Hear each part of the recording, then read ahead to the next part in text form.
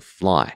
Human beings are much more complex. They have a will inside them. And this is really, this is the humility to understand that you are a human being and other people are also human beings just like you. And that every person wakes up every morning and they have a million things in their mind, a million things they care about, a million things they want to do.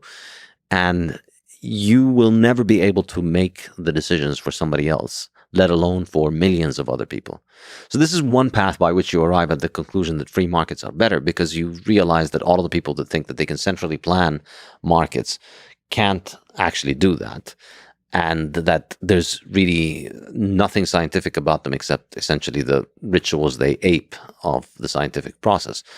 And the other path, I think, that makes you arrive at the Austrian perspective, or the libertarian perspective, I should say, is simply the notion of individuals as having their own inalienable right to decide what they want to do with themselves.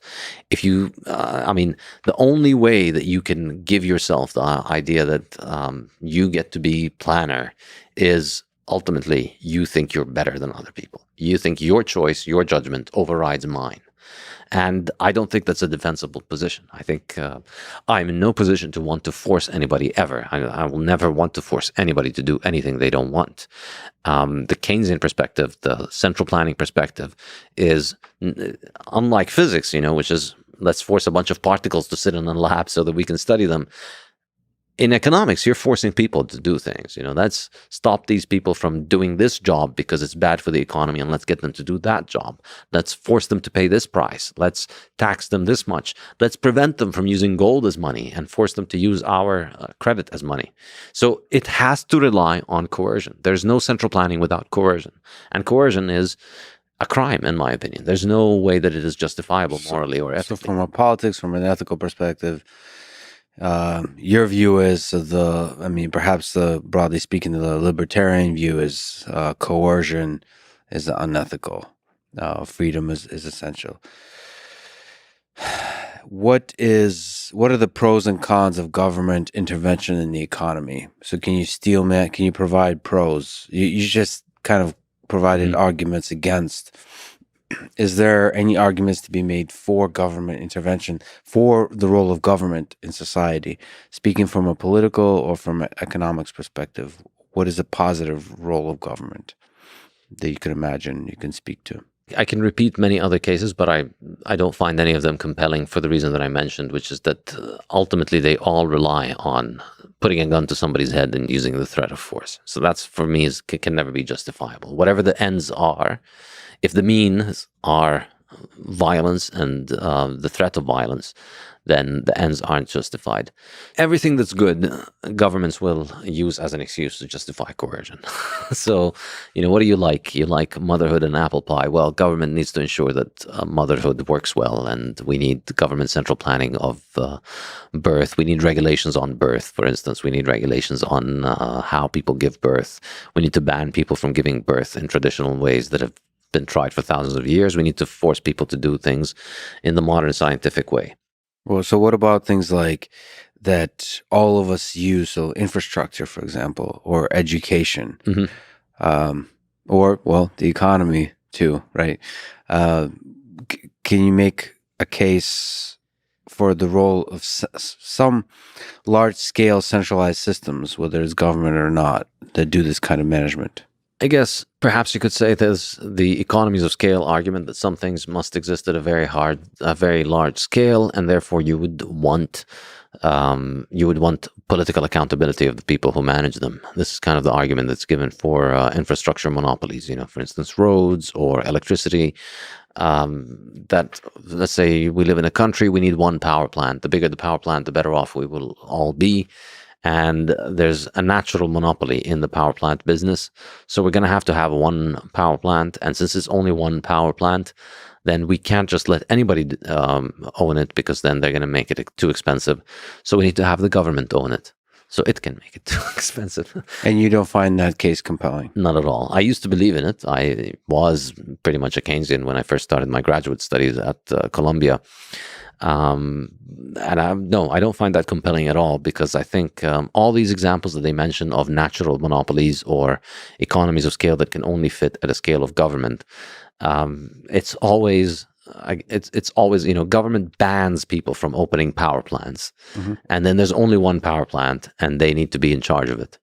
But in reality, no, in reality, power plants can exist at all kinds of manners of scales of operation. And yes, of course, there are benefits to centralization in power plants in particular, because there's efficiency in generation. One big power plant is more efficient than 10 equivalent smaller power plants. But there's also inefficiencies in centralization, because the more centralized and the bigger the plant is, the further away a lot of the population is going to be. So you're going to be losing a lot of the electricity and transmission. And you believe the free market is best in managing that dance, that balance of how much centralization. Exactly. And if we do end up in a situation where there's one power plant for an area, then if the market ends up centralizing all of it into one power plant, I don't see that as a problem.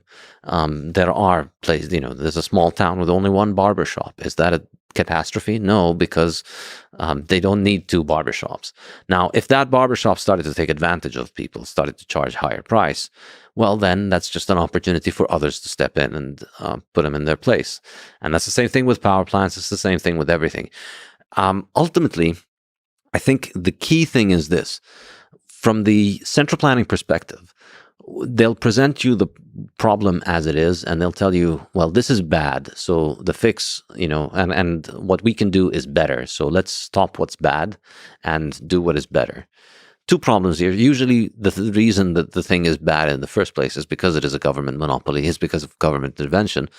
But the second thing is that this notion that we could just pass a law and fix what's wrong and make it better is, it ignores the fundamental underlying reality, which is that what you're doing is you're offering only one way for this problem to be solved and making all other solutions practically illegal. You're taking taxpayer money, you're putting guns to people's heads to take their money, to use it to build, say, this one solution for a power plant, but you're preventing the free market process from providing us with other alternatives. Well, so you phrased it sort of from that perspective, but in theory, there is a feedback accountability mechanism for the solution that you propose and enforce by, as you're saying, placing a gun to people's head.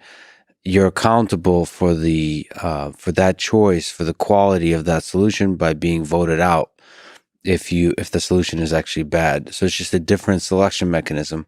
And I personally believe it is a selection mechanism that has worked in the past. It just often does not work nearly as well as a free market. And the question is, are there domains in which the free market gets itself into trouble?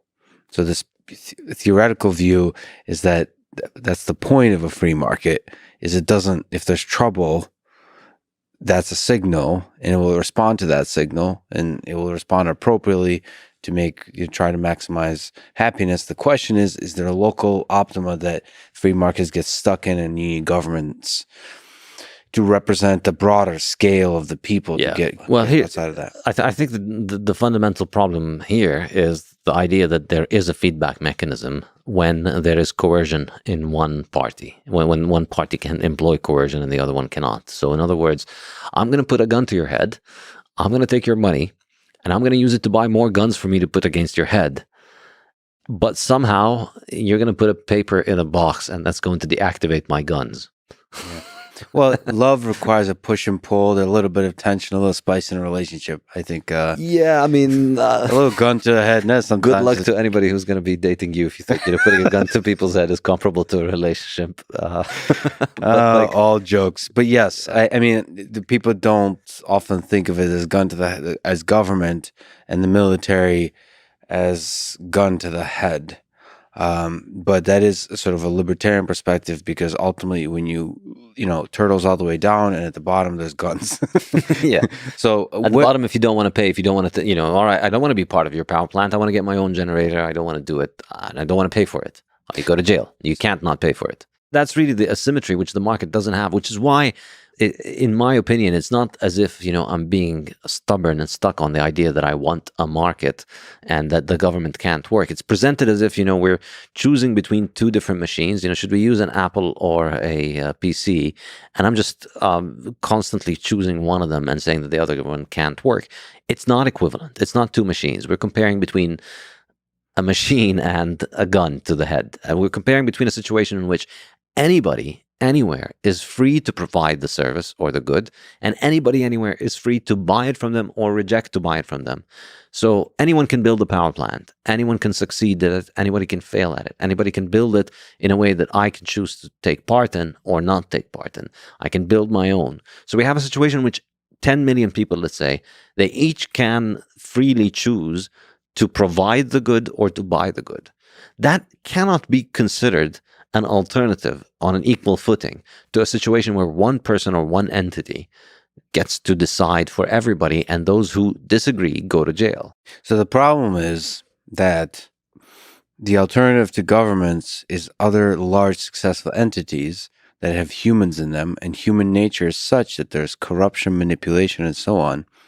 I think free market depends on the honest communication of information as widely as possible so people can make great rational decisions. But sort of my fear is that, like, to propose is that in general there's manipulation, whether it's government, whether it's companies. They're going to manipulate, they're going to try to do propaganda, they're going to try to manipulate you, deceive you, shut down competition by playing games, human games of different kinds. And sometimes even meaning well. It's not like everybody thinks they're doing good and they're actually doing evil. So how do we prevent the worst of human nature coming out in a free market as well? By not giving the worst of human nature a monopoly on violence in the institution of government. that little inkling of coercion, that little bit of asymmetry creates a gigantic ripple effect of asymmetry, in your view. Yes, and it ends up just being the place where, corporations, individuals, free markets, they can't coerce without the resort to government. So, you think about all the examples of corrupt corporations doing bad things, it's always because they have certain privileges from governments. Because, as it exists, Coca-Cola, McDonald's, all of these giant corporations, they can't do anything to me without government. They can't take any of my money, and they can't force me to buy their stuff.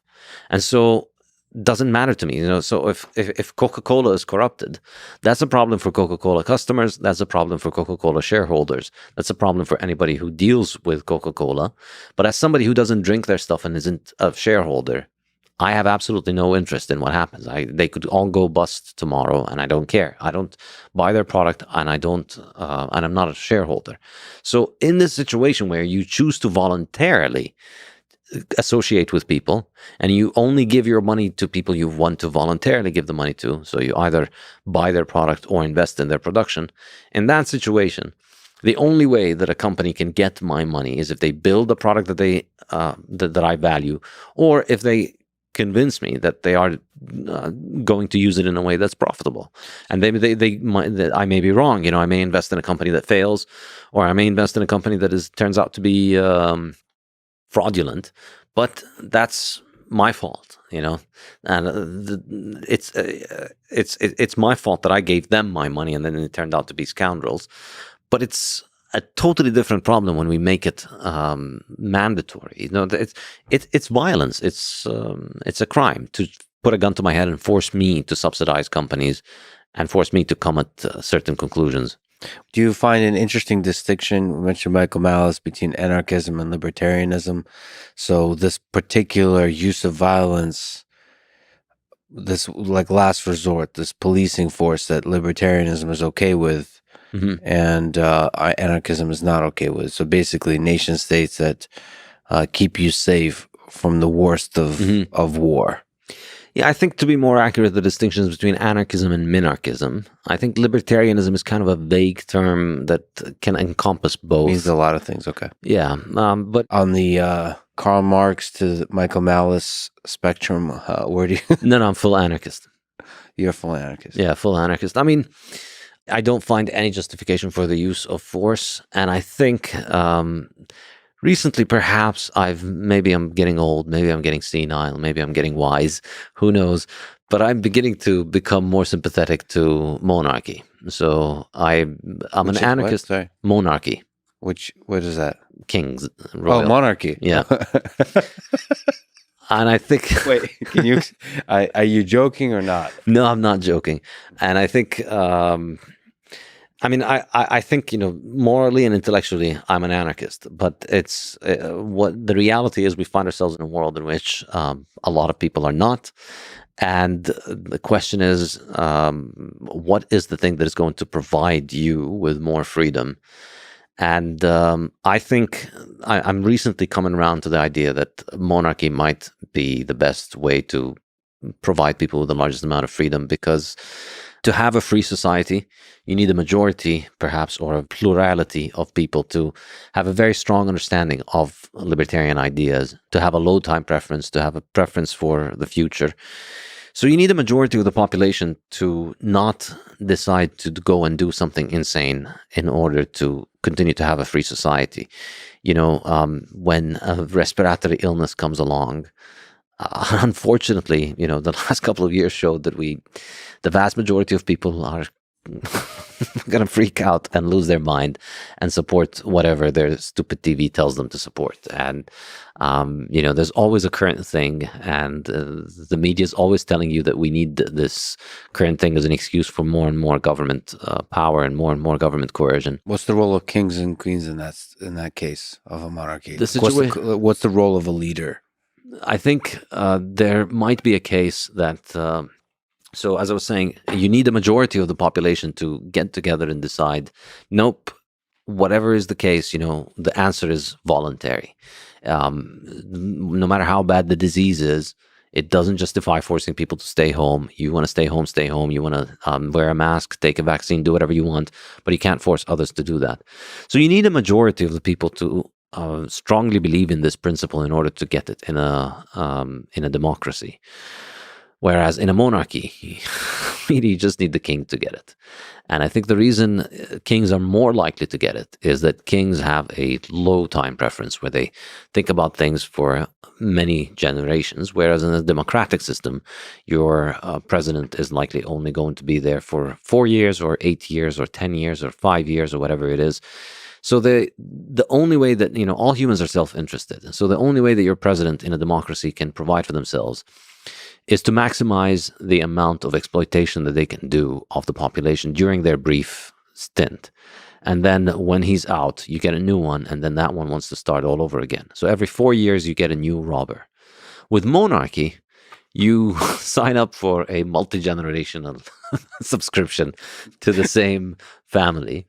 And when they have the security of knowing that, his great grandson is going to be taking money from your great grandson, suddenly his interest and yours align, because they both want your great grandson to be prosperous and have enough money for his great grandson to take. So, but it's a monarchy with a tiny government. So, yeah. So anything required to really provide for a free market, so for maximize individual freedom and the freedom of the economy. Yeah, and if I were king, which is highly unlikely to ever happen, but I think, if you look historically, the dynasties that have succeeded at lasting for a long time, the key thing that they managed to do is to basically be libertarian. The key to being a good king is to just leave people alone, let them do whatever they want, don't rob them too much, or rob them as little as possible, or maybe even don't rob them. And, as a king, use your power only to punish people who aggress against others. Don't use your power to enrich yourself and enrich your friends. And that's really, like, if you look at smart kings, this is what they do. This is what they teach their children. And the cycle of kingdoms is that, the first king understands this, builds the empire, and the first couple of generations, they get this, and the society is free, the economy is free. And because of that, there's peace and prosperity. But then over time, the next generation of kids become a lot more high time preference. They haven't worked hard. They don't understand the meaning of hard work, so they become more likely to engage in destructive behavior. So raise taxes, pass laws that require people to do things even when they're not hurting anybody. And that ends up basically eventually destroying the kingdom. Of course, power corrupts. Yeah. So you have to kind of create human institutions that prevent you as a king or any kind of leader from expand. So going back on the original promises and the purposes of your position. Yeah. And then using tools of technology and communication to distract the populace while you expand the power. Exactly. All right.